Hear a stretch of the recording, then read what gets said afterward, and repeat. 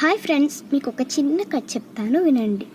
ఒకనాడు కుంతీదేవి తన కొడుకును భుజం మీదకి ఎత్తుకుని పూల తోటలోకి వెళ్ళింది.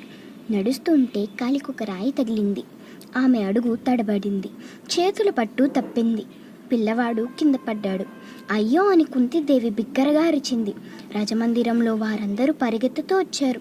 అయ్యో, నా చిట్టి తండ్రికి ఏమైందో అంటూ కుంతీదేవి కంగారు పడుతూ బాలుడిని దుఃఖంతో ఆతృతగా ఎత్తుకుంది. కుంతీదేవి చేతుల్లో నుంచి మరోసారి జారి ఆ బాలుడు అక్కడే ఉన్న పెద్ద బండపైన పడ్డాడు. ఆశ్చర్యం, ఆ బాలుడికి ఏమీ కాలేదు. బాలుడు పడ్డ బండ మాత్రం పగిలి ముక్కలయ్యింది. బాలుడు మాత్రం హాయిగా నవ్వుతూ ఉన్నాడు. అది చూసి అందరూ ఆశ్చర్యపోయారు. కుంతీదేవి ఆ బాలుడిని ముద్దుతో మురిపెంతో ముద్దాడింది. ఆ బాలుడే మన బాలభీముడు. మీకు ఈ కథ నచ్చినట్లయితే లైక్ చేయండి, షేర్ చేయండి, సబ్స్క్రైబ్ చేయండి. అండ్ మర్చిపోయా, పక్కనే ఉన్న గంట సింబల్ని కూడా నొక్కండి. Bye bye. మళ్ళీ ఇంకొక సరికొత్త కథతోని మళ్ళీ మీ ముందుకు వస్తా. బాయ్.